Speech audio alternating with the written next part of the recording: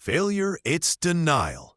Germany tried to build a moral fantasy, and when reality pushed back, they silenced the evidence instead of fixing the problem. And that's when societies break, because once leaders ignore public safety to protect ideology, people lose trust. And trust is the one thing a government can't survive without.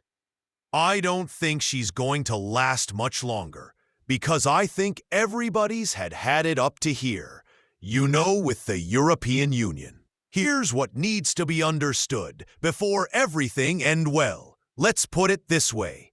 This war in Ukraine is lost, and that's going to become patently obvious, and the Russians are going to be victorious. They're going to dictate the terms under which the map is redrawn, and new actors emerge. But there's something even more important than what happens in Ukraine.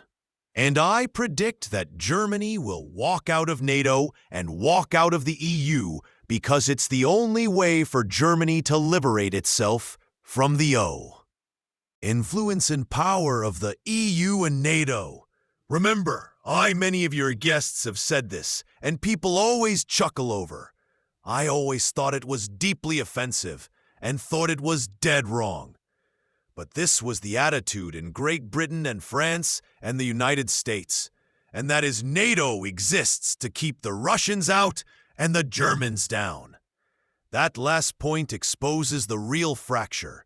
For decades, Germany played along in a system designed to limit its power, not strengthen it. Now the bill has come due. War is clearly lost, and alliances stop serving national survival. Countries don't stay out of loyalty. They leave out of necessity. And if Berlin decides its future depends on walking away from Brussels and NATO, the entire post-Cold War order cracks overnight. Well, the Germans are finally emerging from this state of Stockholm syndrome that they've been living in for decades, where the German walks in the room and his head is bowed and says, "I'm sorry. I'm T. And we know we're bad, and how much money do you want?" That's over.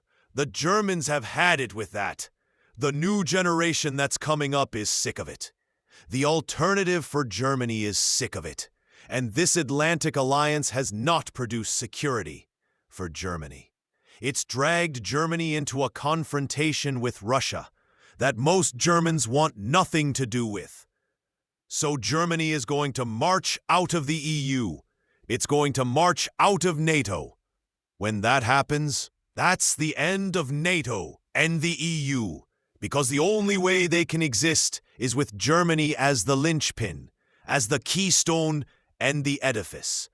Once the Germans say enough and walk, it's over. And that's where we're headed. This is the breaking point he's describing. Germany finally shaking off decades of inherited guilt politics. Once a nation stops apologizing for its own existence, it stops accepting limits imposed by other. And if Germany walks, the entire European project collapses with it. Alliances don't survive. Their keystone nation decides it's done being restrained. So this entire war in Ukraine that was launched to destroy Russia and was always linked to the idea, and this goes back to the White House in 2020 when I was in there and I wrote a paper on it and it was given to the president. And he just, I don't think he could even imagine it. But it was an argument against disrupting relations with Germany because of the Nord Stream 2 pipeline, and I tried to outline the hundreds of years of very profitable and productive relations between Russia and the German-speaking peoples based on an exchange of commodities, commercial relationships, and the elites actually got along very well. If you go back over the last 300 or 400 years of history involving Germany and Russia, the two world wars are anomalies. They should never have happened, and they did happen.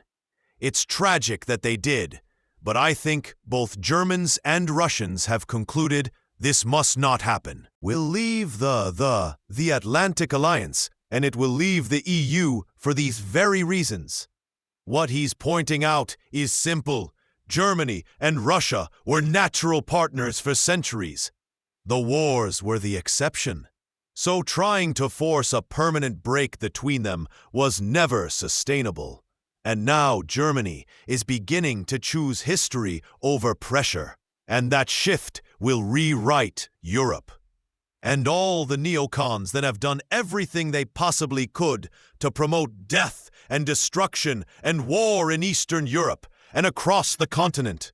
These be the same people who have pushed these migrations, heavily funded by people like Soros and others who couldn't wait to shove millions and millions of people into Europe who are not Europeans, will never be Europeans, cannot become Europeans, and don't want to be Europeans. They are all going to stand around and then begin to say, "See, the Germans are evil. They're back at it again. They're evil because they're charting there. They've decided on their own future. It's a lot of nonsense. Oh, you know, there's no Nazi revival there, nor will there ever be one in my judgment. But what you see out in eastern Ukraine for some reason, these same neocons are happy to see these Ukrainian soldiers sport SS emblems forth in their war with Russia, which makes no sense at all. None.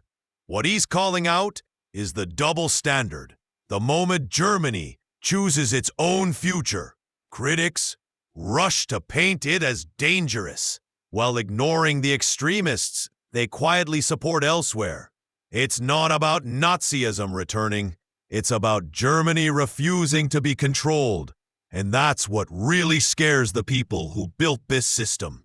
That is something that didn't get much. It did get a little bit of press, but the significance seemed to be lost on people, I guess, because they're like, no, I can't acknowledge that, because then that would mean we can't support Zelensky, because he seems, but I'll tell you one person that's not okay with it. And going back to that interview with Viktor Orban, he was also asked specifically about what chances the Ukraine army, with SS or not, what chance do they have? European politics intellectually is very sophisticated. But what they are saying basically means that they would not like to have a peace just now. They would like to continue the war. They think and they speak about it publicly that we have to continue the war to support Ukraine more. The situation will improve on the front line, and we will have a better circumstances or preconditions for negotiation. Wrong. Totally wrong. Not to speak about geopolitics and human dimension, economically and financially, is just crazy. We finance a country which has no chance to win the war. But at the same time, there's a high level of corruption. Now obviously that issue with corruption has exploded since he made those comments. You mentioned at the outs. Whole exchange really exposes is the selective outrage. The same voices that attack Germany for choosing its own path ignore the uncomfortable realities inside Ukraine. Corruption, extremist symbols, and political chaos. And when leaders pretend not to see it, just to keep the war narrative alive, it shows you this isn't about principles anymore. It's about protecting agendas. And once the truth starts leaking out, even slowly, public support collapses fast. Well, because I was going to say, and I'm talking to some folks who are on the ground in Kyiv or have access there, and they're saying he is literally at risk.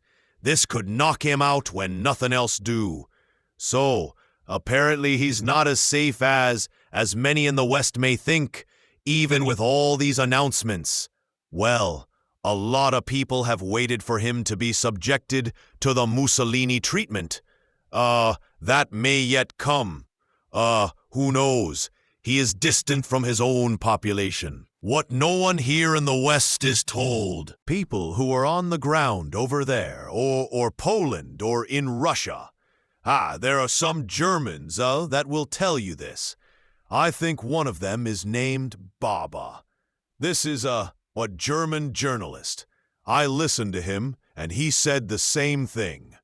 The population has turned decisively against this war with Russia. They know this has to end before there's anything left. That's where they're headed right now. And the other thing is that Ukrainians living in the western part of Ukraine are also coming around to understanding that whether we like it or not, that government that emerges after this war in Kiev must be friendly to Russia. If it isn't, the Russians will march all the way to where we are, right up to the border with Poland if necessary to secure their country. We have never recognized Russia's legitimate national security interests in Poland, in Ukraine. Never done it. And we don't seem to understand, as a result, we more than anybody else, responsible for this bloodletting. You know, if there was a humanitarian bone in Donald Trump's body, on the basis of what's happened thus far, he would lower the boom and say, Mr. Zelensky, you're finished. You're out. However, I suspect that the same billionaires that are calling the shots in Washington in terms of policy towards the Middle East and towards Iran are also calling the shots in Ukraine. And these billionaires have decided that they want Zelensky there, and they want to continue doing whatever they can to harm Russia. That's their agenda. That's not an American agenda. Yeah, that's what the billionaires want. And I think more and more people are coming around understanding the billionaires really are in charge. You know, they own the House, they own the Senate, they own the White House. The key point here isn't the drama around individual leaders. It's the shift happening on the ground. Public support inside Ukraine is collapsing. When a population no longer believes in a war, the political structure built on that war starts to crumble. And the deeper truth he's highlighting is this: ignoring Russia's security concerns didn't make the conflict disappear. It guaranteed escalation. Now the consequences are landing, and people across the region are realizing this has to end before it destroys what's left.